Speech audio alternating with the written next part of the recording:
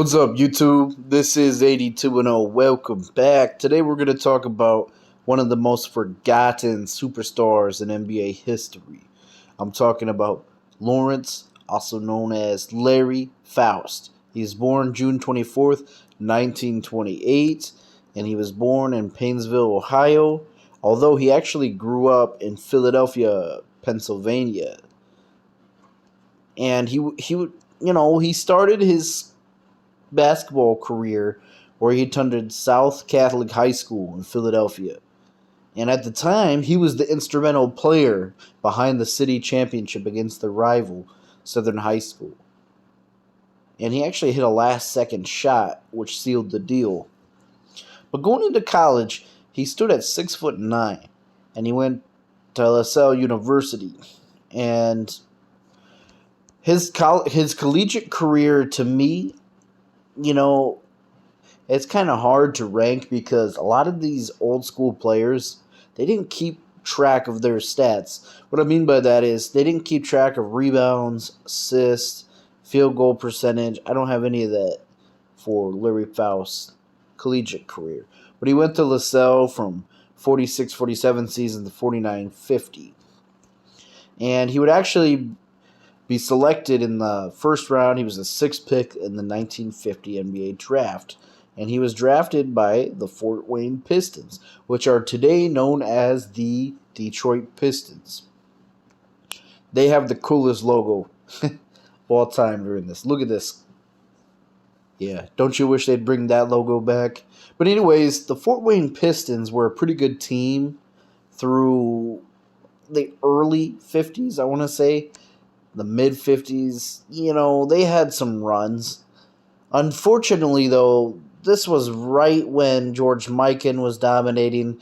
This was when the Syracuse Nationals snuck a championship, and later the Golden State Warriors, well, at the time the Philadelphia Warriors, and later the Boston Celtics. So this is a forgotten team. But they actually made two finals appearances in 55 and 56. Now, in 1955, the team would go 43-29. I know they didn't play as many games back then.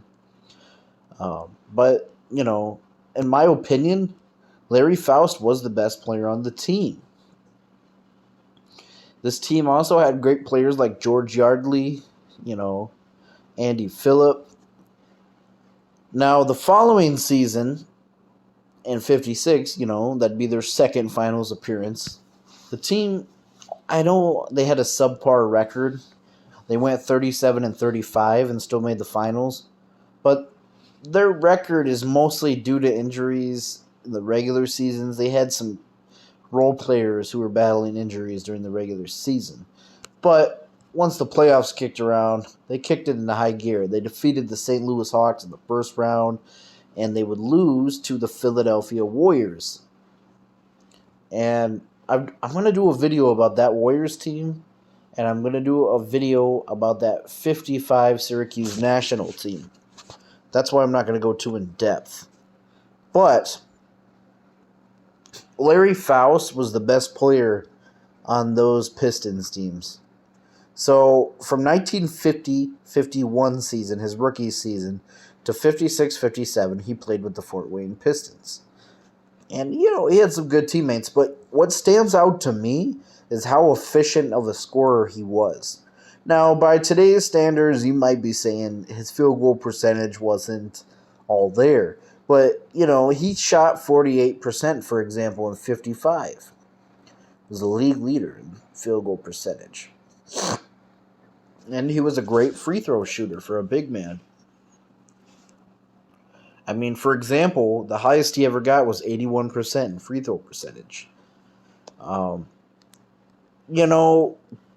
Most of his career, well, I shouldn't say most, a lot of his career was prior to the shot clock. So don't be fooled when you see 17 points, 15 points, 14 points, These were lower scoring games. It wasn't the high pace that it would become even in the later 50s and the early 60s, But he would get traded from the Fort Wayne Pistons to the Minneapolis Lakers for Walter Dukes. And Dukes is a good player I want to make a video about sometime. But he's not the topic of this video. Larry Foust would go to the Minneapolis Lakers, and unfortunately, this is right after the Lakers were relevant, They were dying out. What I mean by that is, after George Mike and the Minneapolis Lakers, they fell apart. And, that team would have folded if they didn't move to L.A. and Elgin Baylor didn't happen.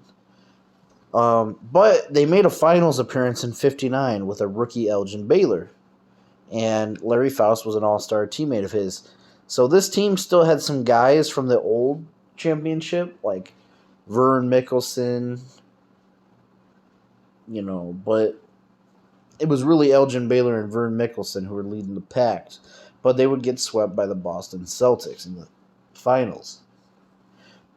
And, this is something that I think maybe is holding Larry Foust back from getting to the Hall of Fame, is how many finals losses he had. He lost in 55. He lost in 56. He lost in 59. And in 1961, he'd be traded to the St. Louis Hawks. Now, the Hawks, they already had a championship in 58. Bob Pettit had an incredible performance. He was the only player to defeat, well, I shouldn't say player, it's a team sport. The Hawks were the only team to defeat the Boston Celtics in the finals at that point. The only Bill Russell defeat in the finals came from the St. Louis Hawks. But he was traded from the Minneapolis Lakers to the St. Louis Hawks for Chuck Scher. I'll do a video about him sometime. But, he would finish out the rest of his career off the bench of the St. Louis Hawks. But I do want to mention, although the Hawks would lose in 1961, and they would lose in 1960, both teams that he was a part of, it doesn't tell the whole story.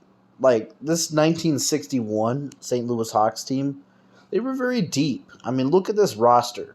Bob Pettit, Cliff Hagan, Clyde Leveillette, Cy Green, Lenny Wilkins, Woody Salisbury, and, of course, Larry Foust.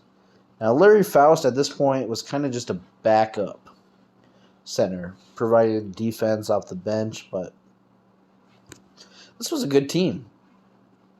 Very deep, but they lost to the Boston Celtics in the NBA Finals. And that was the end of Larry Foust's career. Now, why am I making a video about this guy who's lost so many finals? Is because of how underrated of a post player and a center he was. I think he's the most underrated center of the 1950s and most underrated player of the 1950s in general. His field goal percentage was there when he was at his peak. His free throw percentage was good.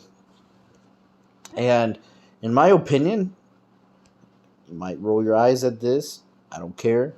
He's a player who could play today, in my eyes, because he had great footwork.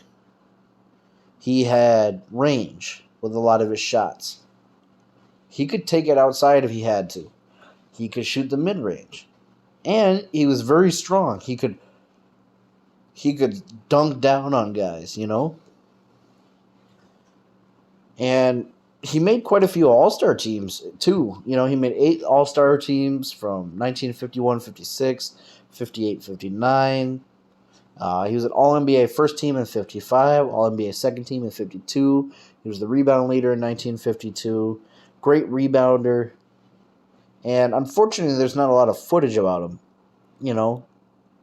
So a lot of the games that he was in is gone. So this is why it's important to keep telling these players' stories, because over time it gets forgotten, and when there's not footage, it's harder to present a case for them as a Hall of Famer. Now, I do want to mention this, and this is from Wikipedia. But when author Robert Cohen selected an all-star team from 1946 to 1960 era of the NBA, Foust was chosen as the 5th best center. And he said, "Nothing that Foust in many ways represented one of the finest earlier prototypes of what eventually became the modernized basketball big man. Although Faust had considerable bulk and displayed a great deal of aggression under the boards, he exhibited a fair amount of agility and ball handling skills." And this is from Wikipedia too. It says, when calculating players' Hall of Fame probability, Basketball Reference has him listed 74th with 94.20, which is the highest among eligible non-active players that are not currently in the Hall of Fame. So this, what it's saying is, they calculate him to have a 94.20% chance of making the Hall of Fame. So why isn't he a Hall of Famer? It's a travesty to me. So that's Larry Faust's story. Unfortunately, he's no longer with us. He actually died pretty young. He died of a heart attack at the age of 56 in 1984. So rest in peace, Larry Faust. Let me know what your thoughts are down below. Thanks for watching.